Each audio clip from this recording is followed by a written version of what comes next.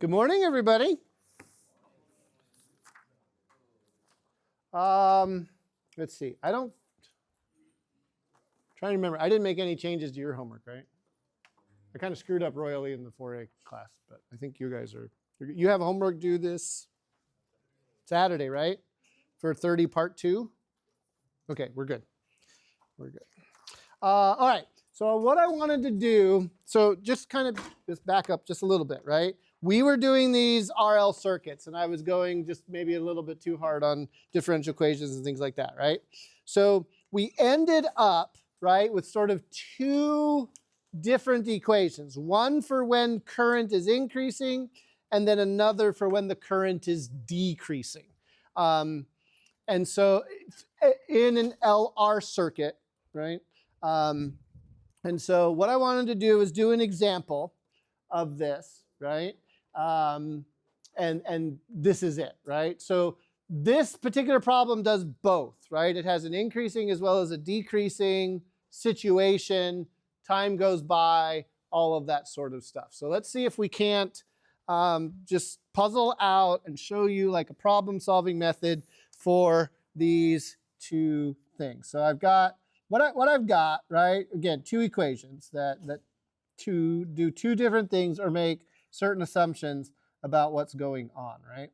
There's this one, and then there is this one, right? You want to make sure that you keep them straight, okay?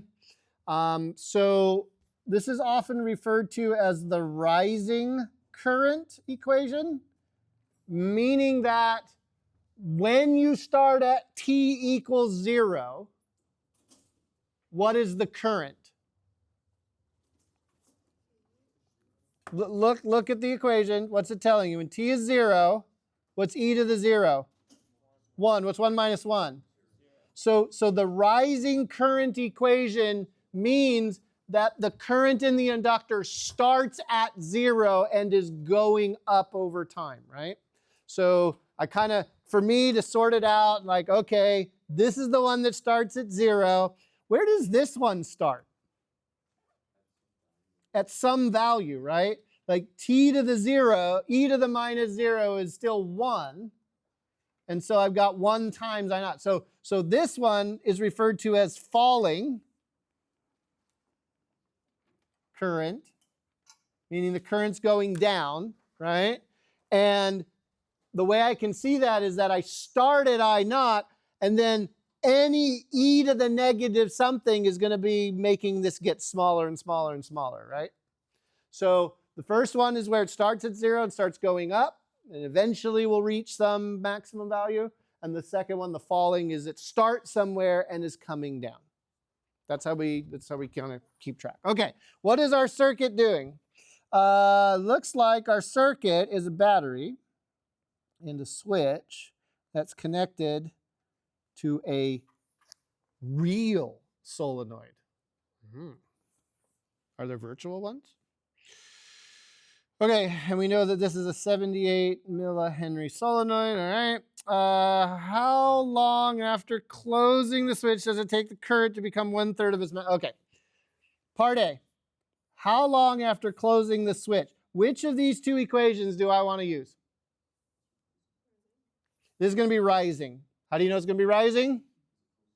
The switch gets closed, and before the switch is closed, what's the current here? It's 0, and we're going to close the switch, and it's going to go up, right? So I know that I'm going to use the rising equation, but they haven't given me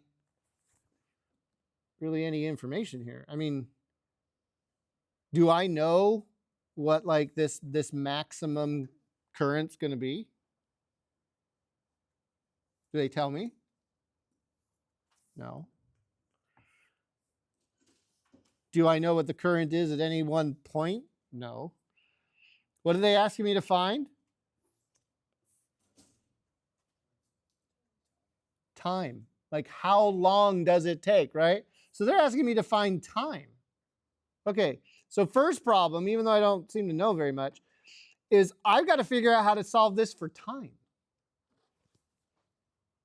This is worse than differential equations. What am I going to have to do? I'm going to have to do logarithms.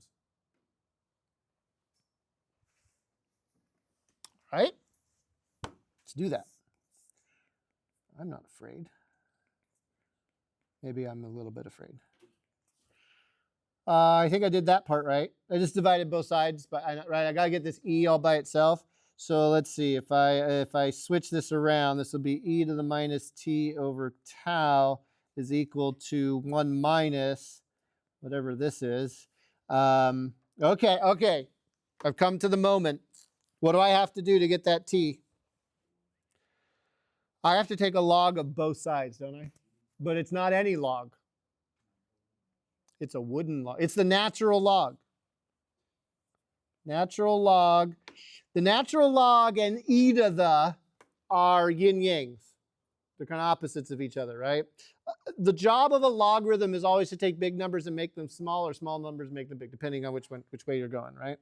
So we'll take the natural log of other side. So the natural log of e to the blah, blah, blah is equal to what? What's the natural log of e to the x? X. It's just x, right? It just spits out what was in the exponent of the e, right? So the natural log of e to the blah, blah, blah is blah, blah, blah.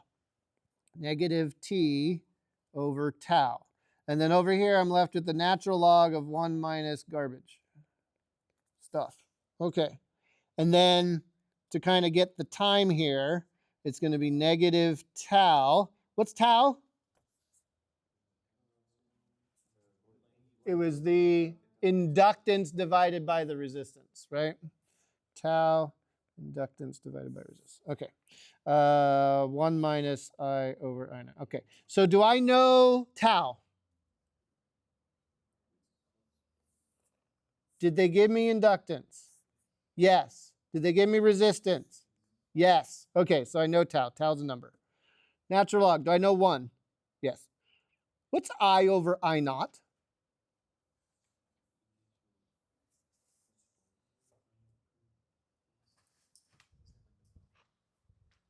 I is current. I naught's like where it started, or like what its maximum, not where it started, but where its maximum value is.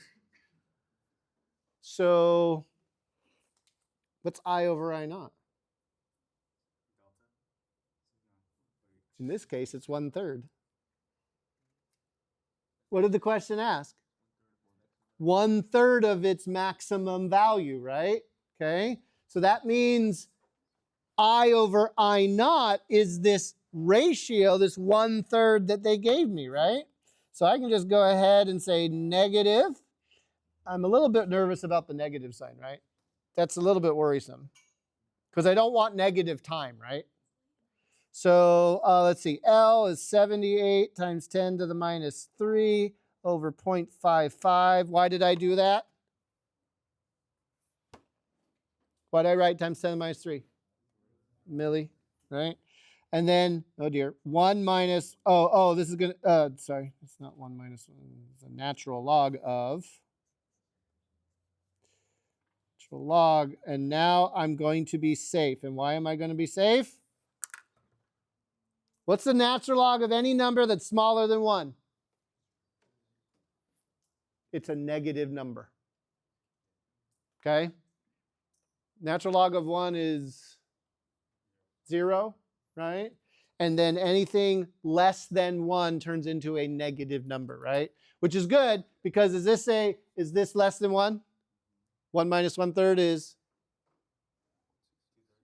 it's been a good day, all right? You're waking up. 2/3, right? Okay. And then the natural log of 2/3 is going to end up being a negative number of some kind. And so that means the negative sign in front of my whole thing is going to cancel, and I'm going to be happy because this turns out to be 0.057 seconds. We'll talk about why you might want to know this time in a second. Did you see what I did? That was unintentional. All right. Part B. Circuit is allowed to come to equilibrium. And then, so what does it mean by equilibrium? Not 0. It's like steady, right? In other words, it takes 0.05 seconds to get to 1/3, and then it's going to take more time to get to 2/3, but eventually we're going to let it get to its complete, stable maximum current in the circuit, and then we're going to open the switch. So are we rising or falling current now? Definitely falling. So we'll use a different color for that. So the falling side, right?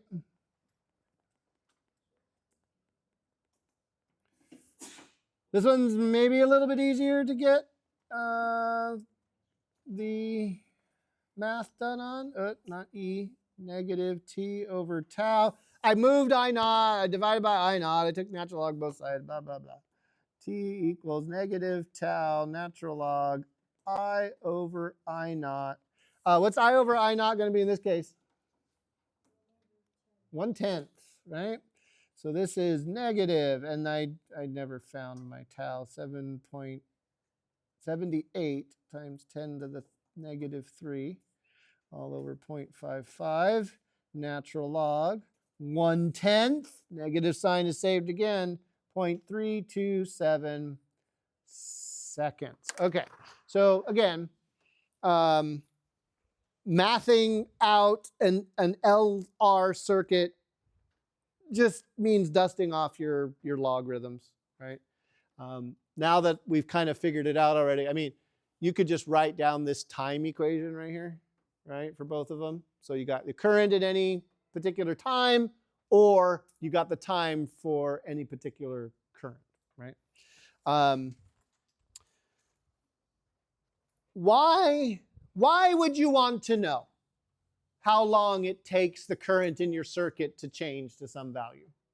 What possible application could there be?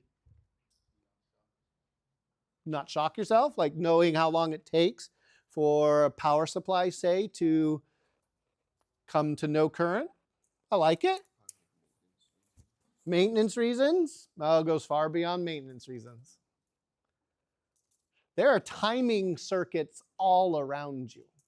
And by timing circuits, I don't mean just clocks, okay? I mean ways that we set buttons or dials or anything to cause intermittent actuations of things.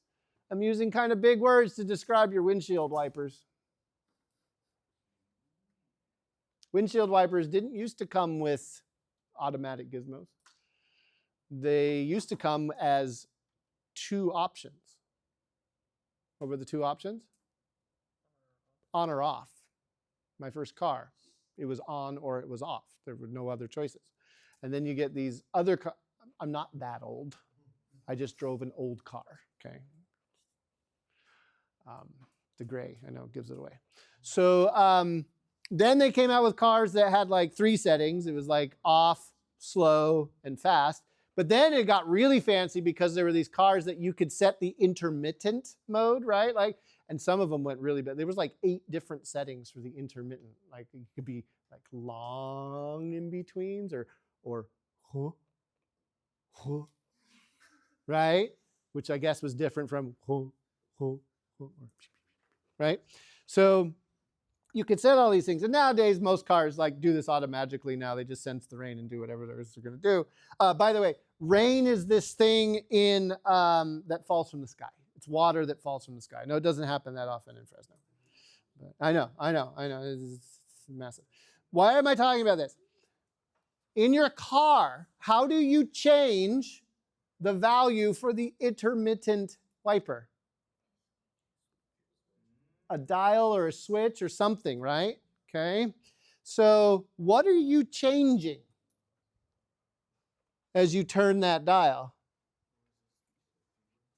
In this case, it's resistance. It's much easier to change the resistance than it is to change an inductance. You could develop a timing circuit based on how long it takes current to rise and fall by simply changing the resistance. In truth, they don't use inductors for this. They use capacitors instead. When we studied capacitors, I skipped over RC circuits.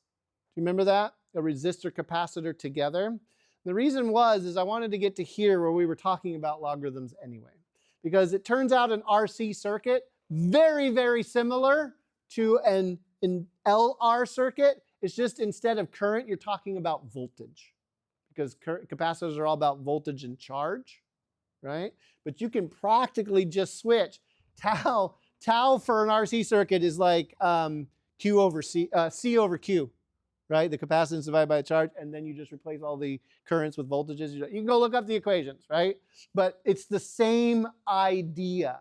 A resistor and a capacitor together means the capacitor is going to slow down its charge or discharge, storing energy in the electric field. For an inductor, it's storing energy in the magnetic field. It's all about the current. But the concepts and ideas are the same. You can develop these timing circuits based on the position of a resistor. Again, it's much easier to change the resistance than it is to change a capacitor or an inductor with a dial. Because like, how do you change an inductor's inductance mechanically? Your dial would have to do what? Change the number of turns, right? Like, it's possible, but it's not as good as simply changing a resistance. Because changing a resistance, you can turn the dial and set it to a different resistor, like in your circuit, right? So it's much easier to change resistance than it is to change capacitance or inductance, mechanically speaking. So that's why we tend to change the resistors rather than anything else. But that's just one application of a timing circuit. There's other applications where you need a steady pulse of time to tell you what's going on. And in simple circuits where you're not connecting to an atomic clock or anything like that, having a nice steady timing circuit, right, will allow it to happen. Sometimes these are called relays. The relay is the electrical component you put in a circuit that's got, it's kind of like a black box that contains either capacitors or inductors and resistors that will then, once it gets to a certain voltage or current, the relay will switch something on or off depending on what you want to do. So there's lots of different applications of this physics that you see here right on the screen. I think I talked about that already, and I really don't want to talk about mutual induction very much. Okay, so there's a lot of physics textbooks go into way too much detail as far as I'm concerned about mutual induction. We will treat it conceptually, okay? Mutual induction is simply when you put two inductors together, they're going to influence each other, okay? If you have an inductor, right, that the current is changed, in this picture, they have a variable resistor. That's kind of what this symbol means. This little arrow means I can like change the length of my resistor to have different lengths, right? So batteries connected to variable resistor connected to a solenoid. If we alter the properties of the first solenoid, well, the electromagnetic flux through that solenoid, the magnetic field, the second solenoid in close proximity is going to be influenced by that. That's kind of what mutual inductance means. What one inductor does, if another inductor is close enough, will influence the other inductor. The reason I bring this up is because, and we've kind of talked about it a little bit before, but anybody that uses like a induction charger for their phone, like you put your phone on the magnet and it's got power connected to it, how does it do that without plugging anything in? Through the magnetic field. There's a coil. I don't think, does my phone show the coil? No. Here we go. Okay. This is something I put on my phone. I took the cover off so that I could see the magnets, right? So I can like put my ID and hold it to my phone. It's kind of like a little wallet, right? But my phone has magnets in it, right? And you can see that ring of magnets right there, right? So that ring of magnets connects to another ring of magnets to line things up, right? But inside there is also coils of wire. So if I put my phone on another thing that's got coils of wire connected to power, it can't be DC. If it's direct current, will there be any mutual induction? No, initially there would, right? But once the flux stops changing, the other the other coil is going to go what? What does it need to be? It needs to be AC. It needs to flip back and forth to be able to have a change in magnetic flux in order for there to be any kind of induction. So induction stoves, these are electric stoves that don't have an element in them. It doesn't heat up in order to cause water to boil. What it does is it creates a changing magnetic field in the metal of the pot that's holding the water. I have an induction stove. No, Faraday's law. Every time I cook, Faraday is with me. It's fantastic. Actually, I have an induction stove mostly because they are hyper efficient. I'm a big efficiency nerd, okay? And so gas stoves are like 30 to 40% efficient at getting the energy from the gas into the food you're trying to cook. That means 60 to 70% goes where? Into the room. It's lost. You're not using it, okay? Electric coil stoves, the kind that turn red, like you turn them on, it takes 4 years for them to heat up, right? And then finally, 5 eons later, your water's boiling. They're actually pretty efficient at transferring the thermal energy into the food. They're around like 60 to 70% efficient, meaning they're wasting about 30% of the electrical energy that went in to heat up the coil. Induction stoves are like past 90% efficient because they are not causing like thermal energy in the stove itself. The thermal energy is caused where? In the pot. The eddy currents in the pot, the resistance of the pot to those eddy currents. And you can turn it on, you can hear it buzz, right? You can hear the frequency of the changing magnetic field in there. And not only that, it senses where the magnetic field is strongest and then can like the entire bottom of the pot is being used as a boiling surface.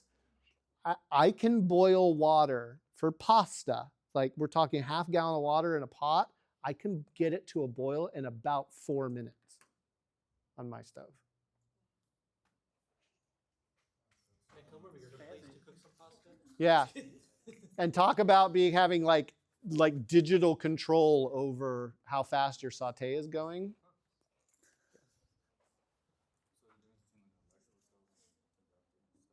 They're both electrical, but the electric stove is using resistive heating element. It just there's that big element starts to glow red. That's because of resistance, right? So the resistance is creating the heat, and that heat goes into the pot. It's like having it on a campfire, right? It's just your campfire is electric. The induction takes the campfire out of the equation and basically directly connects your food to electricity. Can you make one? Sure. But people have made them already, so you don't need to go through it. Anyway, mutual inductance. This is how toothbrushes charge, how your phone charges wirelessly, all that kind of stuff. I'm not going to ask you any test questions on it, so let's move on because it's boring. It's exciting, but like the math of it is useless. Not useless. I shouldn't say things like that. What is useless, apparently? There we go. I was like, it's not working.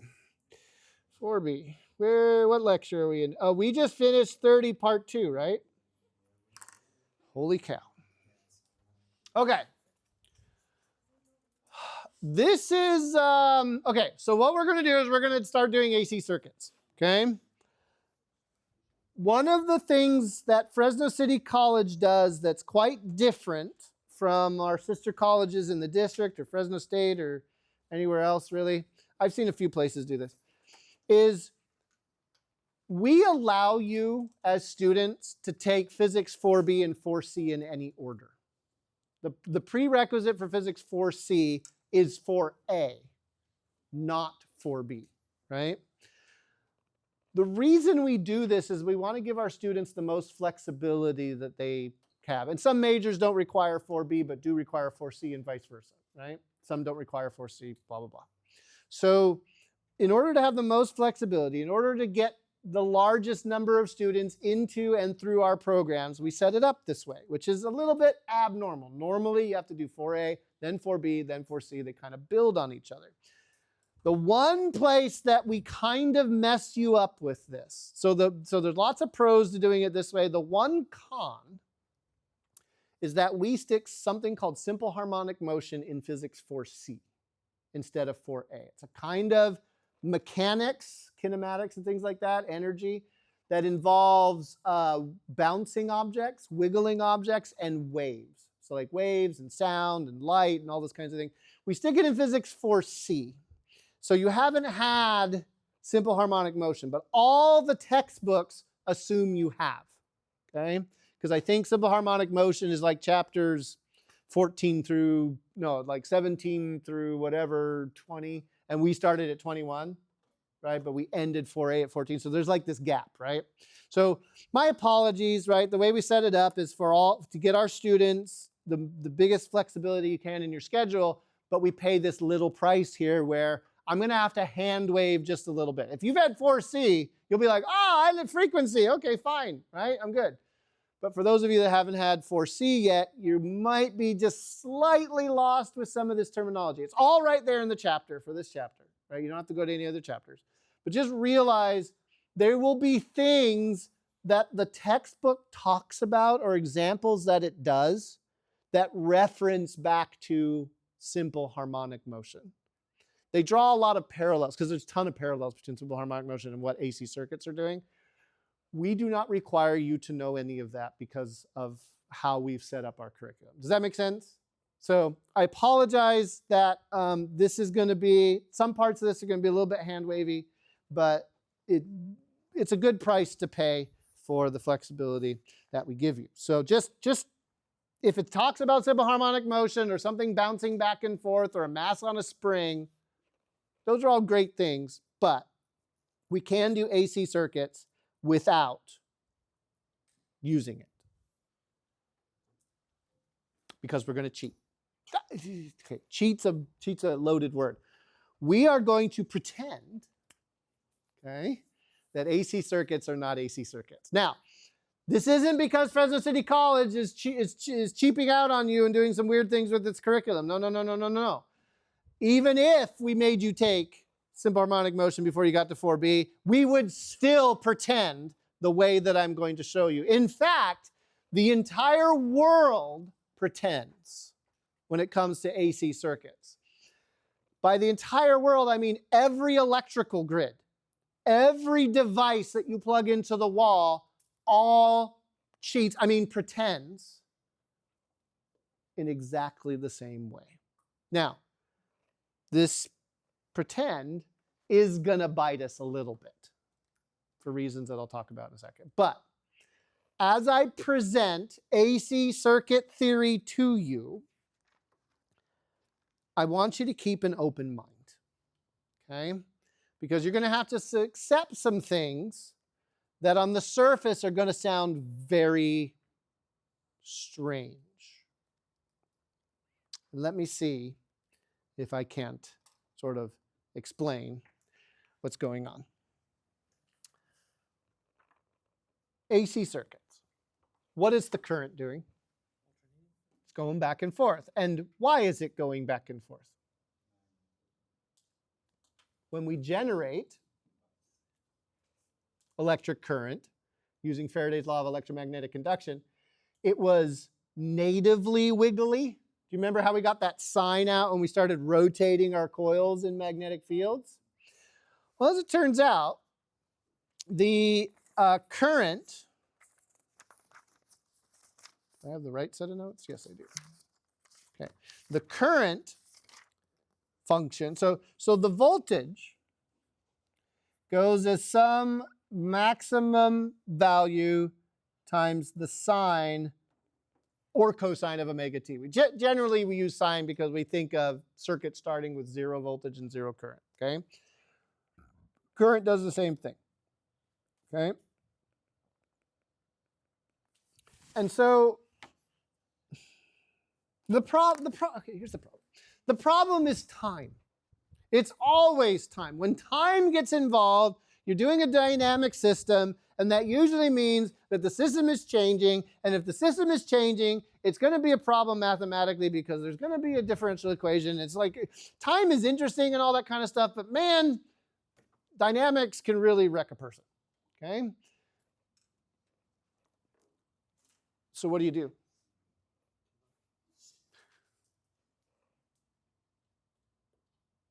This is pretend, right? We can pretend all we want now. So what are we going to pretend? That there's no time. And so if there's no time, what is an alternating current circuit going to be?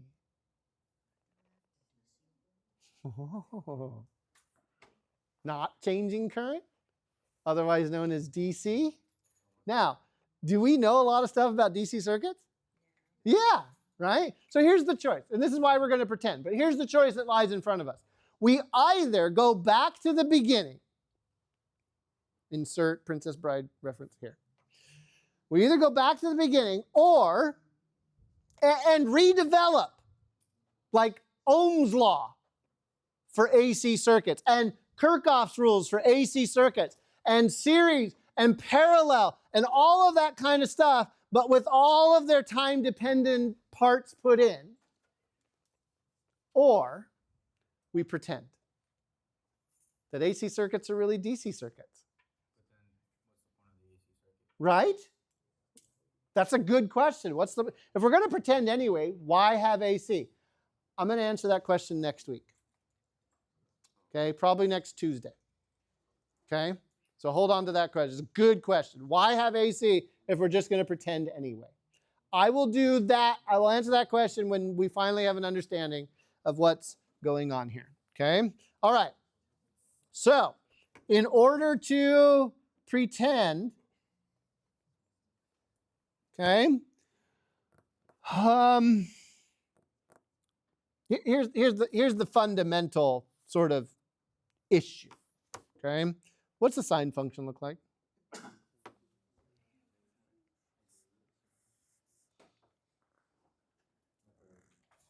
Kind of looks like that, right? Okay. What's a good way to take something that's got lots of, I don't know, information in it and make it all the same? That was a really bad way of asking a statistical question. What's an average?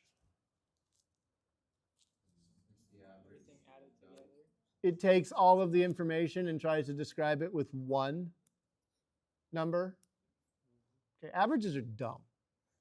Okay? The average score on an exam is meaningless. Okay? Unless it's referenced with like the rest of the data set or competing data sets or something like that. It has its utility. But averages do have a feature to them, right? That when you take the average, you kind of eliminate all of like the variance. You're hiding all the information about like how far away from the average things were, right? But you've got to think about like average home price, right? Don't think about that. That makes you guys scared. Average car price. Average price for a head of no, that's all money references. Okay, average home price. Just because the average home price in an area is, say, $400,000, does that mean all houses are $400,000? No, right? You could have two that are tens of millions of dollars and a whole bunch that are $10,000, right? It obscures information, doesn't it? But that's exactly what we need, right? We need to obscure the fact that this thing is wiggling, and maybe an average can save us. They have their uses. Okay? Statistics. Lying with numbers. I always tell the statistics teachers that, and they go, yeah, that's about right. Okay? So, what's the average value of a sine function? It's 0. Why is the average value of a sine function 0? It spends as much time above as it does below, and the distance above and below is exactly the same, right? So when you time average a sine function, you get 0. Is 0 useful? No. Generally, as a number, yes, but to be able to predict anything, it gets kind of hard, okay? So we can't just take an average. We need to figure out how to get the average value of something that normally its average would be 0, but we don't want it to be 0. That's good because I don't. That last sentence confused me. How do I take an average of something that's normally its average would be 0? You take away 0. Close. You take out half of it. What's the problem? The bottom part, right? The part that goes negative? That's what's kind of forcing this to 0. So what do you do with them? Oh, absolute value is kind of interesting. But no, that's not what you do. What's the fastest way to get rid of a minus sign? just write a plus sign on it. Yeah. Multiply by -1. No. Fastest way. Square it. Right?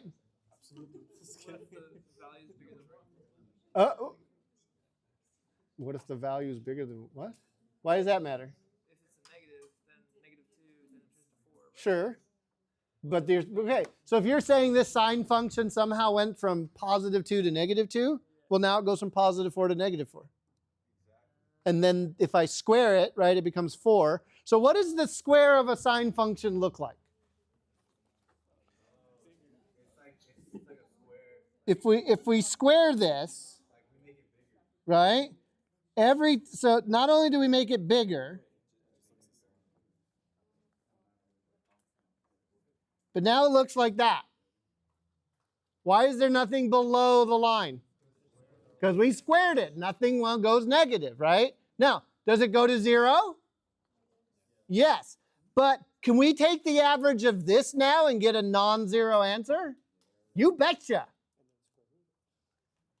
And then because we squared it, we have to get rid of this kind of squaredness. So then we take the square root. What I just described is called the root mean square, or RMS value, okay, for what we're looking for. The root mean square. You take the elements of your population, your data values, and you square them. Once they are squared, you take the average. That bar across the top means average. And then, to fix the fact that you squared them, you then square root.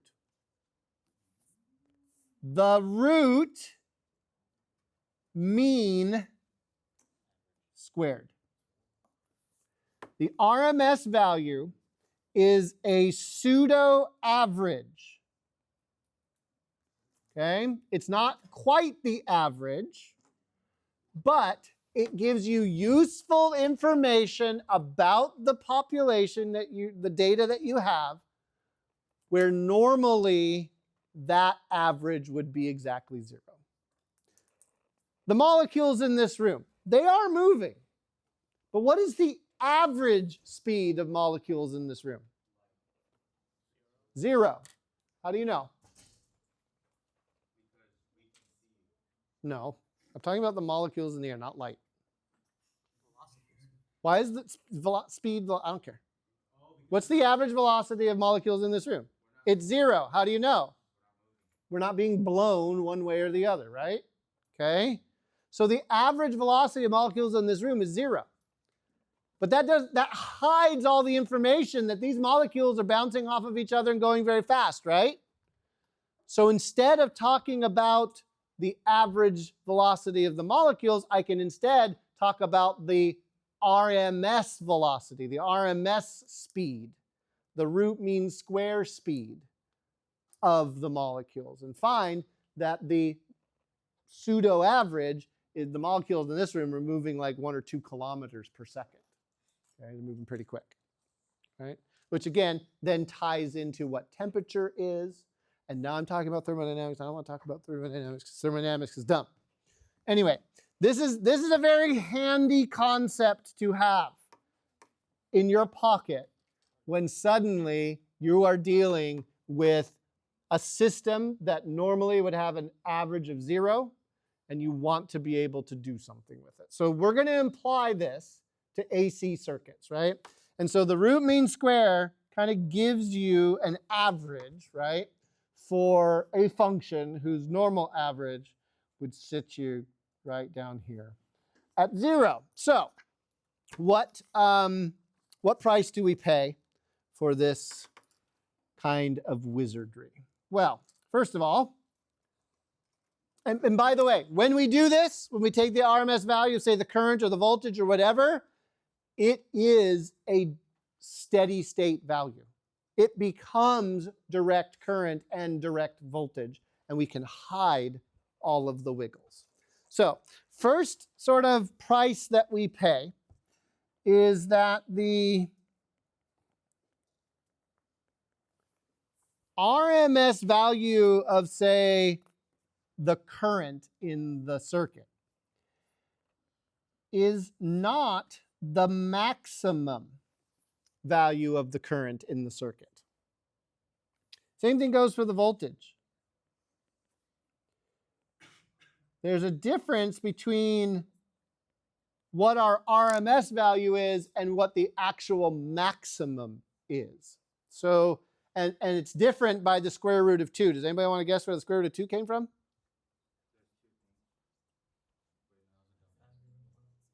It's the root mean square, right?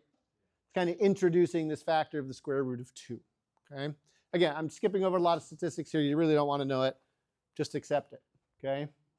Accept this as being it. So we're going to use RMS current and voltage in AC circuits. If you are told a current or a voltage, you are to assume it is RMS, unless you are told otherwise. They will use words like maximum current or maximum voltage to clue you into the fact that what they want you to do is take the voltage and multiply by square root of 2. Okay? They sometimes say current amplitude or voltage amplitude. Those are just fancier ways of saying maximum current, maximum voltage.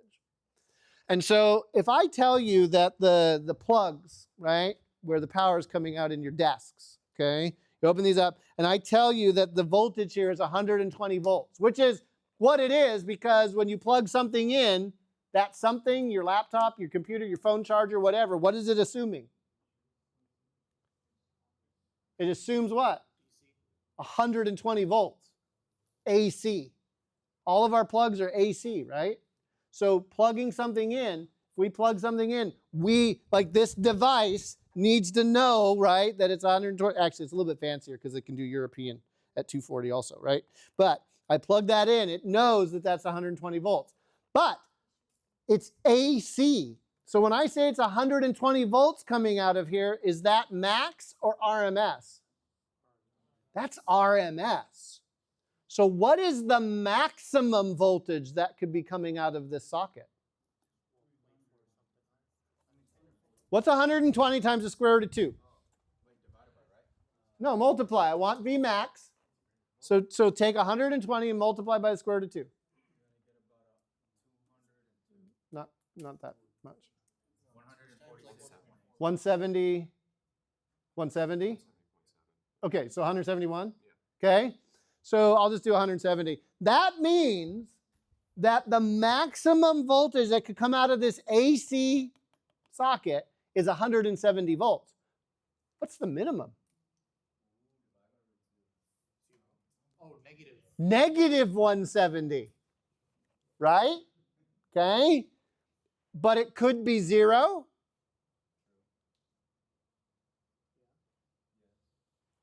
Is there a new version of Russian roulette here?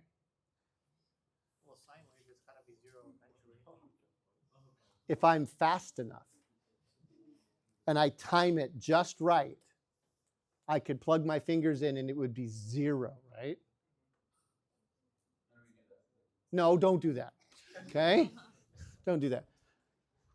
In the United States of America, the frequency that is set for alternating current, where frequency is measured in hertz. You've probably heard of hertz, like with computers, gigahertz, megahertz, that kind of stuff.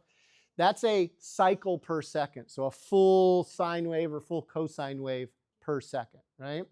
So in the United States, we generate our power at 60 hertz, meaning that the full cycle, right, for our supply of voltage and current happens 60 times per second. In other words, one sine wave takes 1/60th of a second to complete. But a sine wave goes through 2 zeros and 2 peaks per cycle, doesn't it? So that means every 1/120th of a second, we're hitting 0. And every 1/120th of a second, we're hitting max. So how fast do you have to be? Really fast. Don't do it. Don't do it. Don't do it. Okay? Right?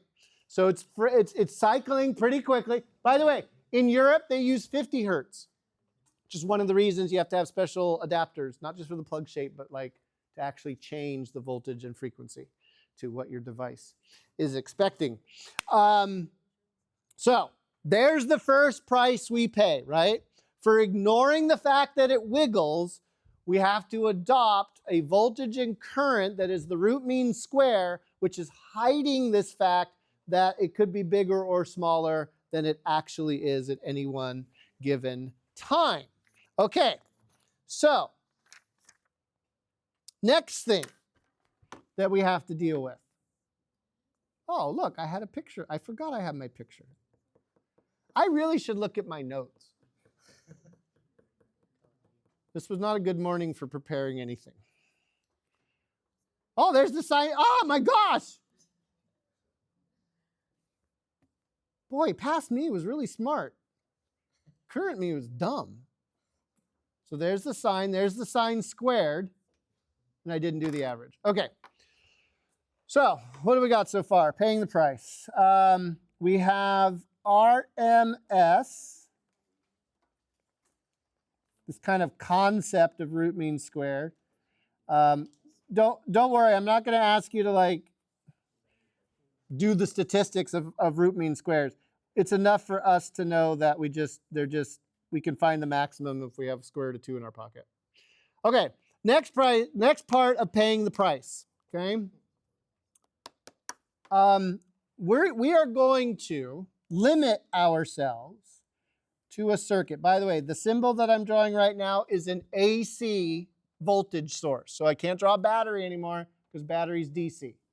AC is a circle with a sine wave in it, okay, that tells you that the current and voltage are alternating, right?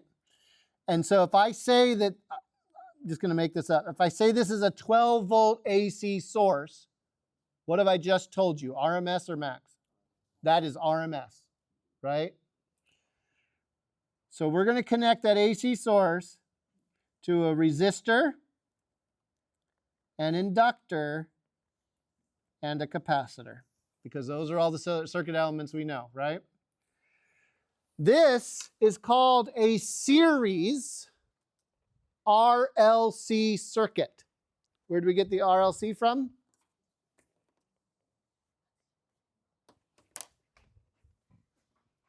It's magic, isn't it? Okay. This will be the only circuit we do in AC circuits. It's the simplest circuit. How many things are in parallel in this circuit?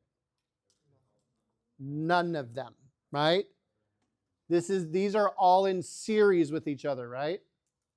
I will explain why we are not going to do any other circuits later.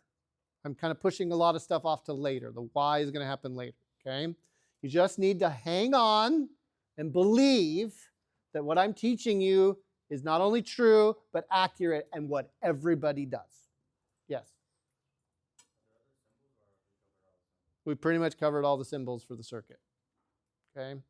And I'll explain, you'll see, you're going to hate life in about 10 minutes. All right. We had Ohm's law before, right? When we were doing circuits. What was Ohm's law? So I'm just going to do a DC circuits kind of over here as a side panel, right? What was Ohm's law?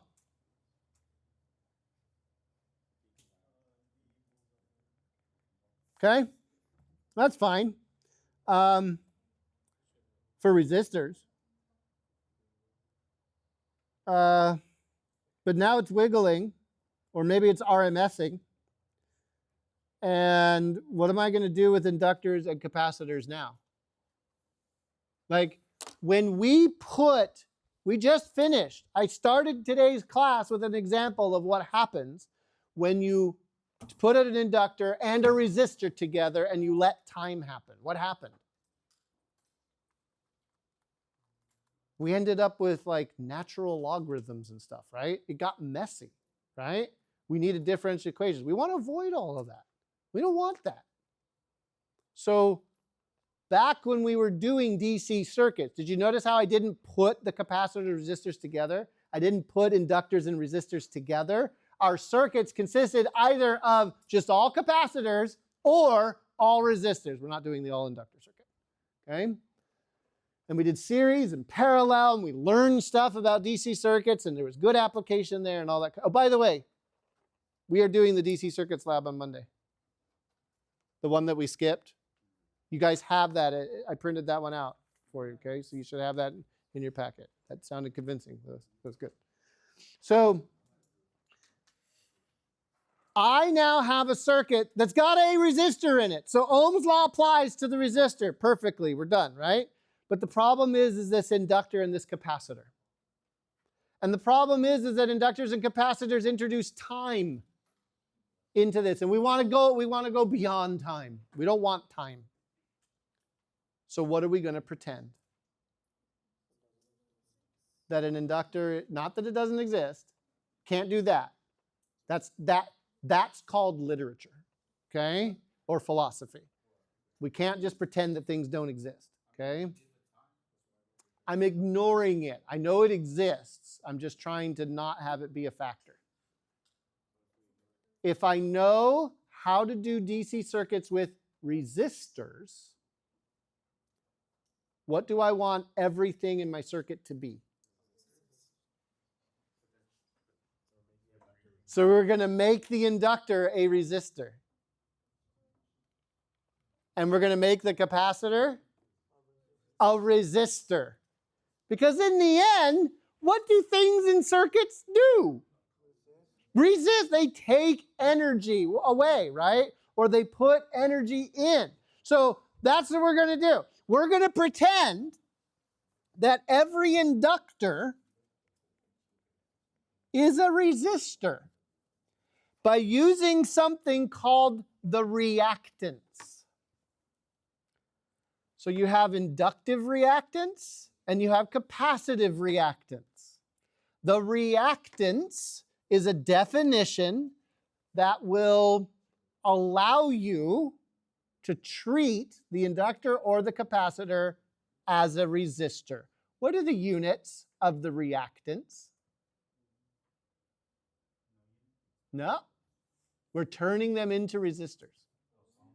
Ohms.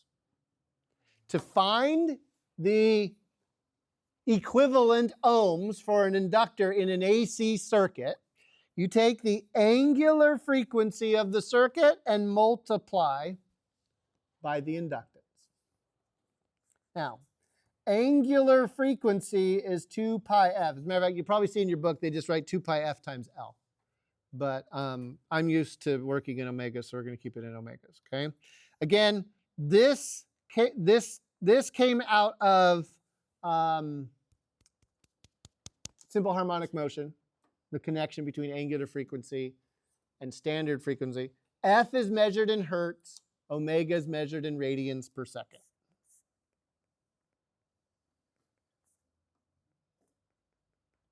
And a hertz is a 1 over a second. But if we take, so for a frequency of 60 hertz in the United States, okay, frequency USA is 60 hertz. That means omega is going to be 377 radians per second. I didn't even have to look at my calculations. I think that's right. I have used that number so often in my career that it's burned into my brain. You take 60, you multiply by 2 pi, you get 377. Somebody should check me, but I'm pretty sure that's what it is. Okay? So this XL over here, right? This inductive reactance. Inductive because it's an inductor. Reactance because I'm reacting poorly to this idea. Okay? Gives you the resistance of the inductor in the AC circuit. To do the same for the capacitor, you do 1 over omega times the capacitance.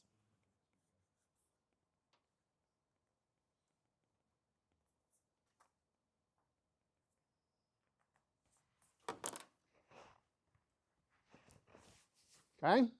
These are just, I'm telling you things and I'm hiding all of the derivations of this because you really don't want to see it. And I don't really want to do it. Okay, so what have we successfully done so far? We've hidden the wiggles by using RMS voltage and RMS current.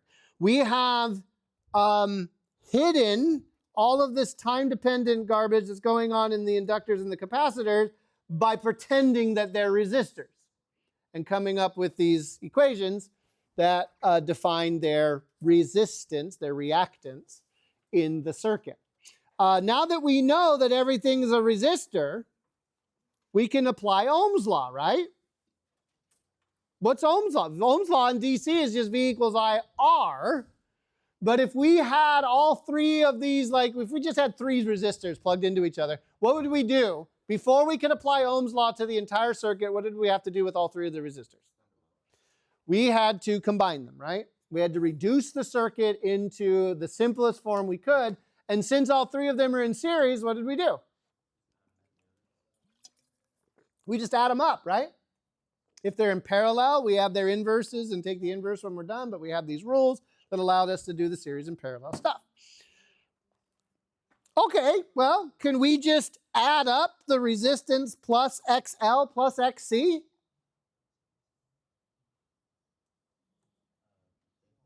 No. Unfortunately, can't. Let me give you the punchline and then I'll explain why. Ohm's law for AC circuits is voltage equals current times a different symbol called impedance. The impedance is the equivalent resistance of the circuit. You can think of it that way. Okay? For a series, very important, RLC circuit, the impedance is the square root, big square root, of the voltage through the resistor squared. So far, so good. Plus XL minus XC quantity squared.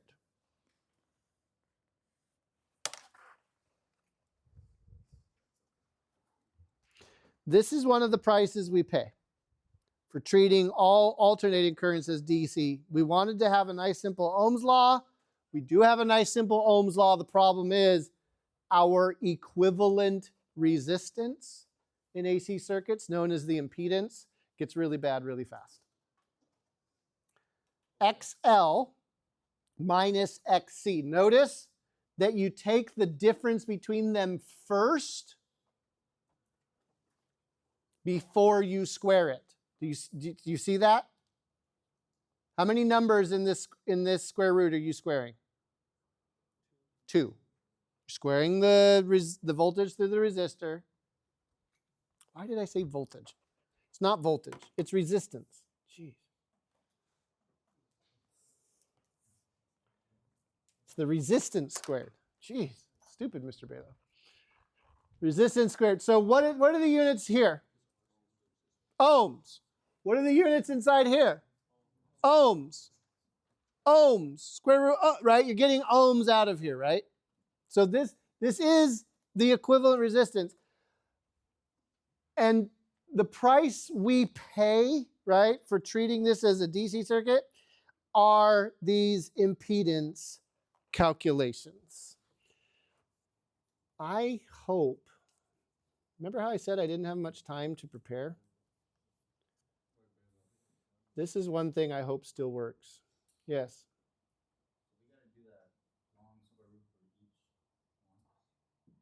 It gets worse. It's worse than you think. Come on, get this over here. Let's see. Please still work. I didn't test it this morning. Oh, good. Okay.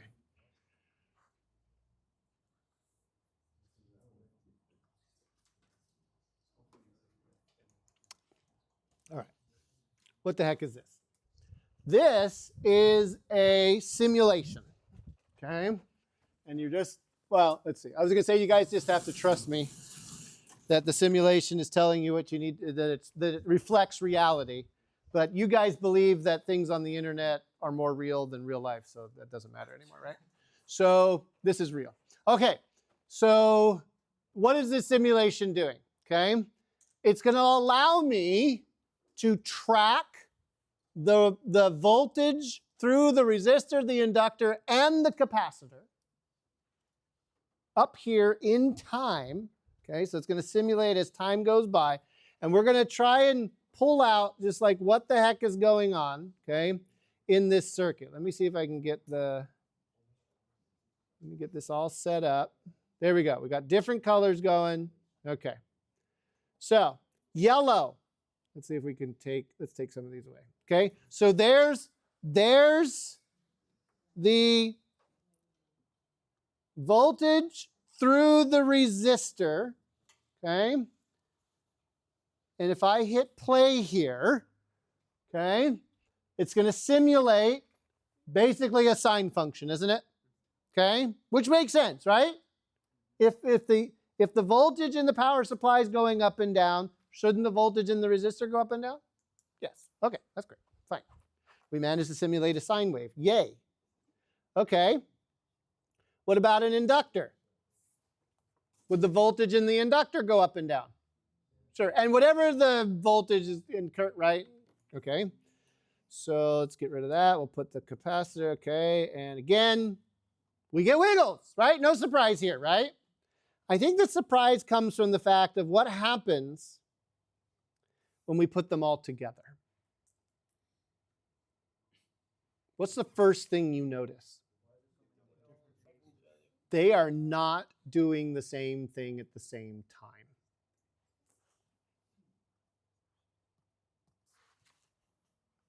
Follow the blocks. Right? When the resistor is maxed, what the heck is going on with the inductor and capacitor? They're at 0, right? When the inductor's at max, the resistor is at, and the capacitor is like completely out of phase, isn't it? Okay. And this is for a series RLC circuit. This is just 3 of them connected to each other, one after the other, no parallel, nothing going on in here, right? For a series RLC circuit, what's actually happening in each of the inductors and resistors and capacitors in the circuit is different at different times. This is what we are trying to hide, right? This is the reality of what's going on in the circuit. This is what we are trying to hide.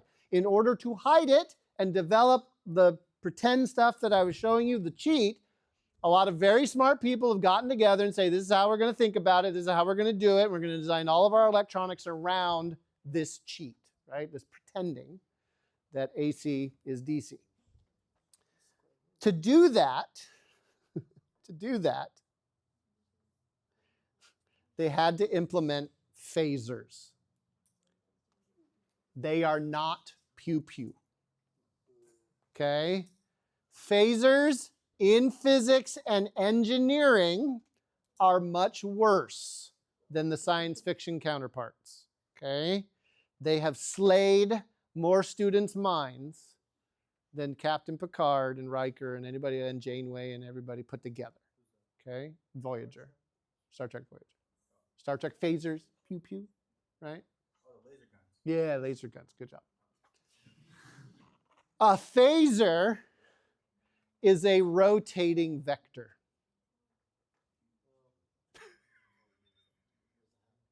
Where's the hat?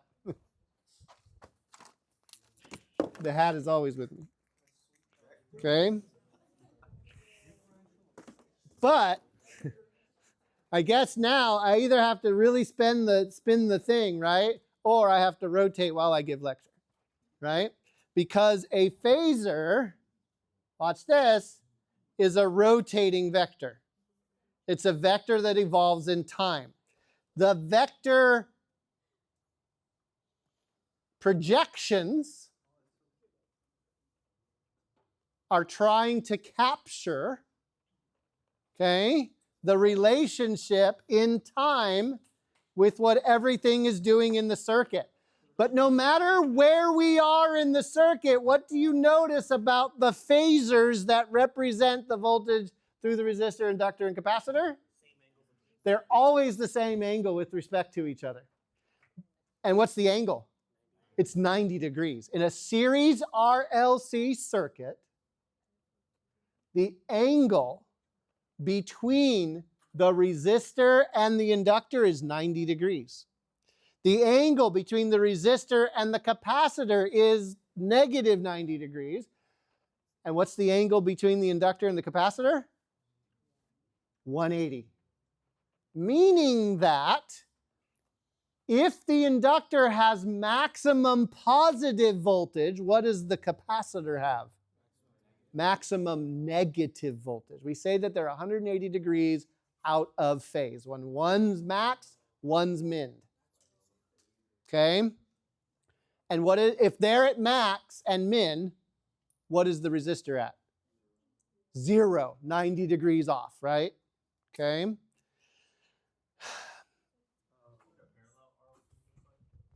No. So why are we turning sideways back into circles? Because they are. Sine waves and circles and cosines, they're all the same thing. Okay? Rotating vectors are handy, not because we actually, I mean, you can rotate the vectors and find stuff for instantaneous values. But they're handy because they show us the relationship between what's going on in the circuit. So, back to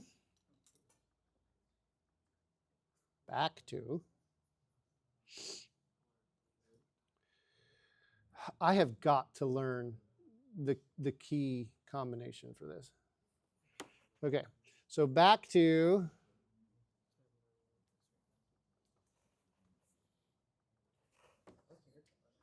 this. This impedance came from the phasors, okay? The phasor relationship. If those phasors all formed a triangle,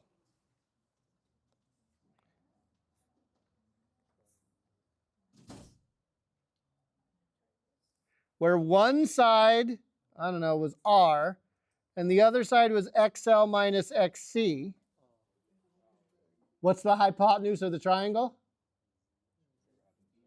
It's the impedance. Okay? And why is it XL minus XC and not the other way around? You remember who was ahead? Who was in front? It was the inductor, right?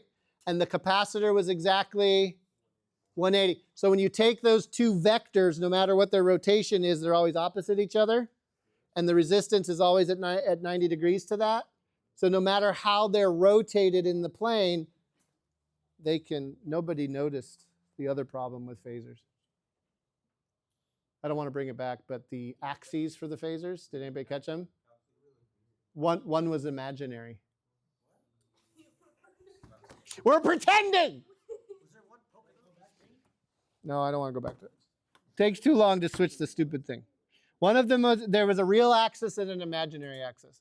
Don't worry about it. Don't I will never ask you about phasors or how to calculate them or anything. But what I'm trying to do is help you appreciate this impedance. Where did it come from? It came from the real relationships between the inductor, capacitor, resistor, and the circuit, right?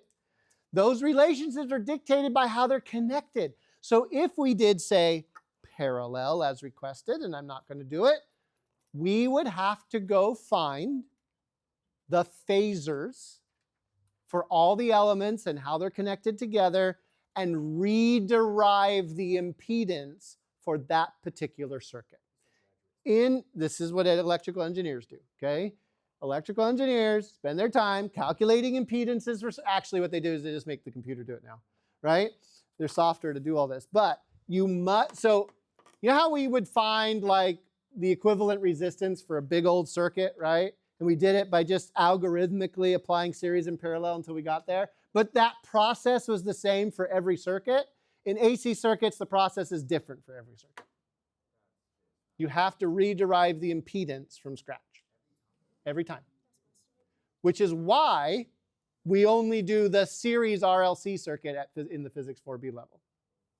This is why I have never done AC circuits class. I refuse. DC circuits was bad enough. Okay?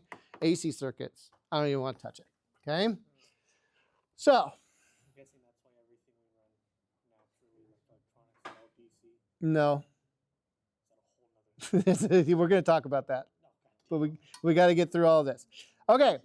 So, now that we are armed, there's a couple more things that I'm just going to throw at you that are going to let you do your homework. Because by and large, the good news for you is that your homework is largely plug and chug.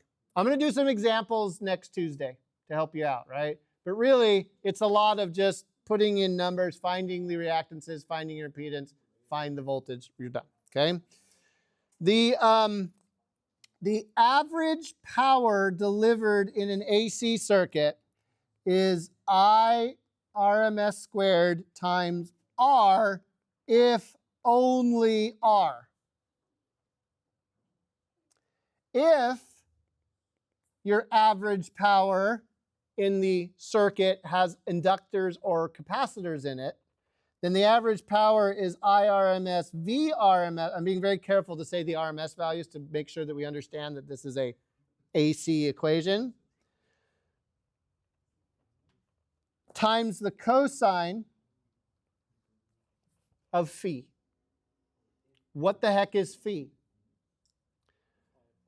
Phi, cosine phi, is called the power factor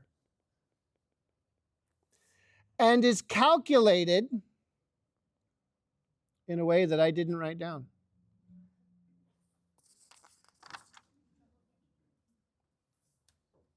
Right here. Cosine phi is equal to the resistance divided by the impedance. That's one way to do it, okay? Or phi, the angle itself, is the inverse tangent of XL minus XC all over R. Again, we're paying a price by pretending. Believe it or not, this is the easiest way to figure out any series RLC circuit, okay? But the price we pay is that there's lots of sort of confusing things that are thrown at us that we don't understand why they exist. Don't ask why. Just accept, okay? If you are ever asked for the power factor, what are you going to do? Resistance times divided by impedance. If you're asked for the power and it's not just a resistor, then you calculate it this way, right? What do you mean by if only R? Meaning there's no inductor or capacitor.